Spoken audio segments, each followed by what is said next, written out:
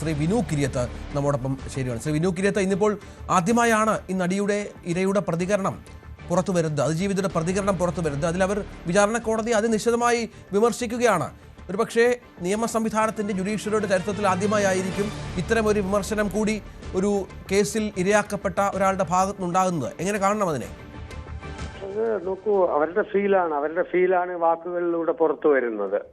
നമ്മളെക്കാൾ ഒരുപക്ഷെ പ്രതികരിക്കാൻ എന്തുകൊണ്ടും അർഹതയുള്ള അവർക്കാണല്ലോ. നമ്മളൊക്കെ കണ്ടറിവും കേട്ടറിവും വെച്ചിട്ടൊക്കെ, നമുക്ക് കണ്ടറിവില്ല കേട്ടറിവും വെച്ചിട്ടൊക്കെ പറയുന്നതാണ്. അവരെ സംബന്ധിച്ചുള്ള അനുഭവസ്ഥയ്ക്ക് അങ്ങനെ തോന്നുന്നെങ്കിൽ അവർ അപ്പീൽ പോകട്ടെ, അപ്പീൽ പോവുക. അപ്പീൽ പോകാനായിട്ട് അവർക്ക് യാതൊരു തടസ്സവുമില്ല.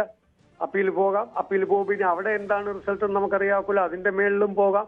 അപ്പൊ തീർച്ചയായിട്ടും ഫൈറ്റ് ചെയ്യണം. നമ്മളെപ്പോഴും അങ്ങനെയല്ലോ, എന്റെ ഭാഗത്ത് ശരി എന്ന് തോന്നുന്നെങ്കിൽ ഏതറ്റം വരെ ഫൈറ്റ് ചെയ്യണം.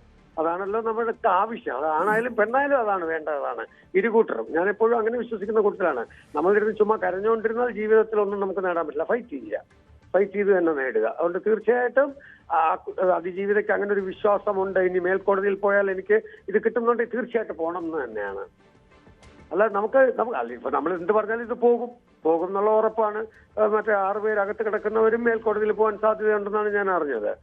അപ്പൊ നമ്മുടെ നിയമം അങ്ങനെ അനുശാസിക്കുന്നതുകൊണ്ട് തീർച്ചയായിട്ടും പോയി അൾട്ടിമേറ്റ് ആളുടെ ഭാഗത്തോ ശരി അവർക്ക് വരാൻ വേണ്ടിയാണല്ലോ നമ്മളെല്ലാം നിൽക്കുന്നത്. അത് ആരും നമ്മൾക്ക് പറയാനും പറ്റില്ല.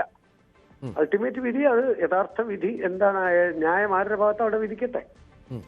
എന്തായാലും തീർച്ചയായിട്ടും അതിജീവിതയുടെ ഒപ്പം അത് നമ്മൾ അന്നും ഇന്നും എല്ലാവരും അതിന്റെ കൂടെ തന്നെയാണ്. തനിക്ക് നീതി ലഭിച്ചില്ല എന്ന് തുറന്നു പറയുന്ന ഒരു സാഹചര്യം കൂടി ഉണ്ടല്ലോ ശ്രീ വിനു കിരിയത്ത്.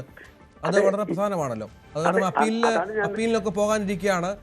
ഇന്നിപ്പോൾ പുറത്തു വരുന്ന വിധിന്യായത്തിലെ പ്രത്യേകതകളൊക്കെ വെച്ചിട്ട് ഈ കേസുമായി ബന്ധപ്പെട്ടുള്ള മാഡം ആരാണ് എന്ന കാര്യത്തിലൊക്കെ വിചാരണ കോടതി സംശയം പ്രകടിപ്പിച്ചിട്ടുണ്ട്.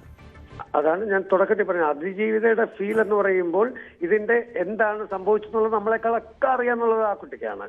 ആ കുട്ടിക്ക് അത്ര ഉറപ്പുണ്ട് ഇതിന്റെ പിന്നിൽ ആരോ ഗൂഢാലോചന ഉണ്ട്. അതുകൊണ്ടാണ് നീതി കിട്ടിയില്ല എന്നാണ്. അല്ലെങ്കിൽ ശരിക്കും പറഞ്ഞാൽ 6 പേരെ ശിക്ഷിച്ചതോടുകൂടി നീതി കിട്ടിക്കഴിഞ്ഞു. പക്ഷെ ആ നീതിയും കുറഞ്ഞു പോയി എന്നുള്ളത് ഞങ്ങളും ഒക്കെ വിശ്വസിക്കുന്നുണ്ട്. ഒരിക്കലും ഇത്രയല്ല ഞങ്ങൾ പ്രതീക്ഷിച്ചത്.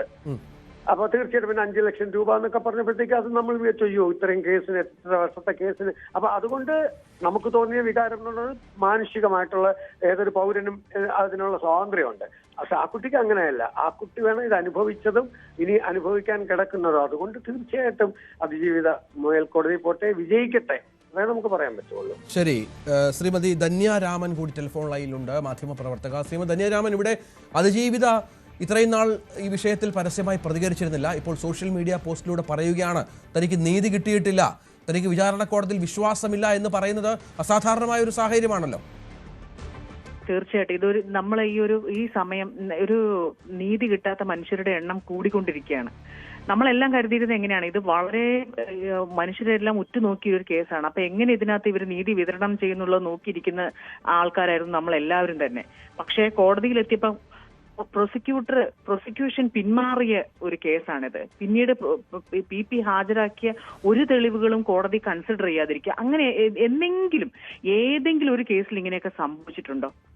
യഥാർത്ഥ ഗൂഢാലോചന നടന്നത് എവിടെയാണ്, രണ്ടാമത്തെ ഗൂഢാലോചന നടന്നത് എവിടെയാണെന്ന് കൂടി ഒന്ന് അന്വേഷിക്കേണ്ടിയിരിക്കുന്നു. ഈ പെൺകുട്ടിക്ക് നീതി കിട്ടിയിട്ടില്ല എന്ന് മാത്രമേ പറയാൻ പറ്റുള്ളൂ. യഥാർത്ഥ പ്രതികൾ ഇപ്പോഴും ശിക്ഷയ്ക്ക് പുറത്താണ്. അവരവരുടെ ജീവിതം എൻജോയ് ചെയ്യുകയാണ്. അവരുടെ പണം കൊടുത്ത് അവര് നിയമത്തെ വിലയ്ക്ക് വാങ്ങി. അതുകൊണ്ട് അവരവരുടെ ജീവിതം ആസ്വദിക്കുകയാണ്. ഈ പെൺകുട്ടിക്ക് നീതി കിട്ടിയിട്ടില്ല എന്നേ പറയാൻ പറ്റുള്ളൂ. കാരണം ഇന്ന് പിന്നെ 2 വിഭാഗമായി, കേരളം 2 വിഭാഗമായതുപോലെ തോന്നുന്നു. ഈ പെൺകുട്ടിക്കൊപ്പം നിൽക്കുന്നവരും അല്ലാത്തവരും.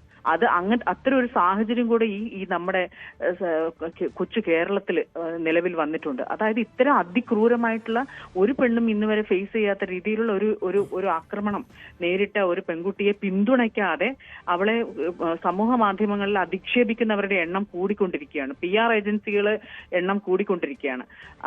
ഈ പൈസയ്ക്ക് വേണ്ടിയിട്ട് മനുഷ്യൻ എന്തും ചെയ്യുന്നുള്ള ഒരു അങ്ങനത്തെ ഒരു സിറ്റുവേഷനിലേക്ക് നമ്മൾ എത്തി. അത് നമ്മളെ ഉൾക്കൊണ്ടേ പറ്റൂ. ഒന്നിനെയും നമുക്ക് വിശ്വസിക്കാൻ പറ്റുന്നില്ല.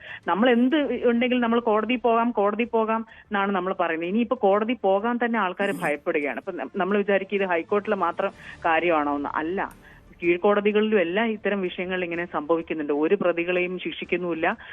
എല്ലാ റേപ്പ് ചെയ്ത എന്തോരം കേസുകളിലെ മനുഷ്യർക്കാണ് പ്രതികൾക്കാണ് ജാമ്യം കിട്ടിയിട്ടുള്ളതെന്ന് അറിയാവോ? എനിക്ക് തോന്നുന്നു ഇവരിതെല്ലാം വളരെ പ്ലാൻഡ് ആയിട്ടാണ് ചെയ്യുന്നത്. ജഡ്ജി അല്ലാത്ത ഈ ആരാണോ ശിക്ഷ വിധിക്കേണ്ടത് അവരൊക്കെ കൂടിയിട്ട് ഇത് മറ്റെന്തോ തീരുമാനങ്ങൾ ഇവിടെ കൈക്കൊണ്ട പോലെയാണ് എനിക്ക് പല കോടതികളിലെയും ശിക്ഷാവിധികൾ കേൾക്കുമ്പോൾ എനിക്ക് തോന്നിയിട്ടുള്ളത്.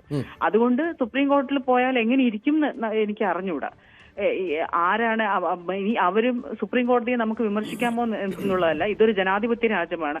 അപ്പോൾ ഇവിടെയുള്ള ഈ ഒരു ജുഡീഷ്യറി പൊതുസമൂഹത്തോട് വളരെയധികം